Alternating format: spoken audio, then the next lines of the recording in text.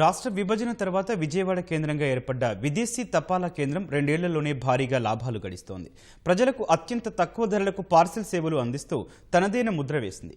Customs అధికారులు ఈ కేంద్రంలోనే ఉన్నందున తనిఖీలు త్వరగా నిర్వహించి వేగంగా వస్తువులను విదేశాలకు పంపుతున్నారు. విజయవాడలో విదేశీ తపాలా కేంద్రాన్ని 2 ఏళ్ల కిందట ఏర్పాటు చేశారు. అప్పటి నుంచి విదేశాలకు వస్తువులను తరలించడం సులభమైంది. విదేశాలకు ఏ చిన్న వస్తువు పంపాలన్నా కస్టమ్స్ అధికారుల అనుమతి అవసరం. ఈ క్రమంలోనే గత ప్రభుత్వం ప్రత్యేక చొరవ తీసుకుని అజిత్ సింగ్ నగర్లోని డివిజన్ తపాలా కేంద్రంలో కస్టమ్స్ తనిఖీ కేంద్రాన్ని ఏర్పాటు చేసింది. రాష్ట్రంలోని ఏ ప్రాంతం నుంచి విదేశాలకు వస్తువులు పంపాలన్నా ఈ కేంద్రానికి వస్తాయి. ఇక్కడికి వచ్చిన వస్తువులను స్కానింగ్ యంత్రంలో పరిశీలించిన తరువాతే కస్టమ్స్ అధికారులు ముద్ర వేసి చెన్నై అంతర్జాతీయ విమానాశ్రయానికి పంపిస్తారు. అక్కడ మరోసారి కస్టమ్స్ తనిఖీలు అవసరం లేకుండా త్వరగా విదేశాలకు వస్తువులు చేరుతున్నాయి.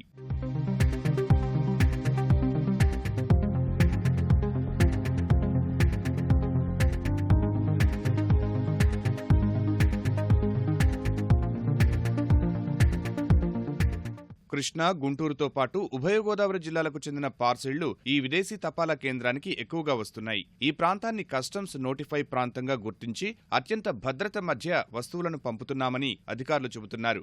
సౌత్ పసిఫిక్ దేశాలతో ఒప్పందం చేసుకుని సేవలను మరింత విస్తరించినట్లు వివరిస్తున్నారు. ఈ స్టేట్లో ఎక్కడ ఏ పోస్ట్ ఆఫీసులో బుక్ అయిన ఆర్టికల్ అయినా సరే, ఫారిన్ కంట్రీకి వెళ్ళవలసిన ఎటువంటి ఆర్టికల్ అయినా సరే ఫస్ట్ ఇక్కడికి వస్తుంది.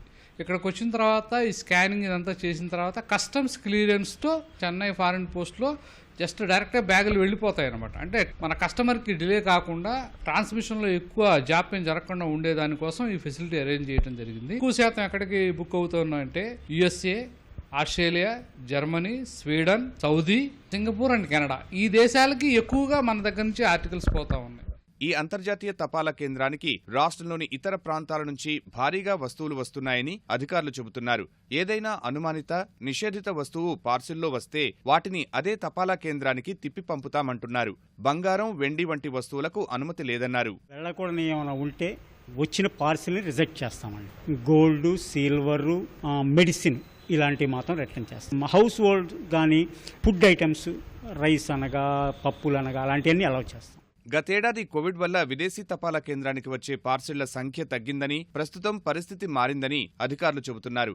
ప్రైవేటు కొరియర్లతో పోలిస్తే తాము 35% తక్కువ ధరకే వస్తువులు ఎగుమతి చేస్తున్నామని అంటున్నారు. ఫారిన్కి ఏవైతే ఆర్టికల్స్ బుక్ చేయాలో కస్టమర్స్కి ఇక్కడ అప్రోచ్ అయినప్పుడు వాళ్ళు తీసుకొచ్చిన ఐటమ్స్ని మేము ఇక్కడ చెక్ చేస్తాము. ఇక్కడ 3 సర్వీసులు ఉంటాయండి: parcel, speed, register service. Speed సర్వీస్కి వచ్చేసరికి మ్యాక్సిమం 30 kgs వరకు అండి. మినిమం అనేది ఏమీ లేదు. ప్రజలు కూడా ఈ సౌకర్యాలను బాగా ఉపయోగించుకుంటున్నారు. అందువల్ల మా బిజినెస్ కూడా బాగా పెరుగుతుందండి. సంవత్సరానికి నెలకి దాదాపు 5 లక్షల పైన మేము బిజినెస్ చేస్తున్నాము. కంట్రీని బట్టి, ఆ సర్వీస్ని బట్టి రేటు డిఫరెంట్గా ఉంటుంది సార్. ఇక్కడికి వచ్చిన వాళ్ళకి ప్యాకింగ్ హెల్ప్ కూడా చేసి వాళ్ళకి అన్ని రకాల సహాయం కూడా ఏర్పాటు చేస్తున్నాము.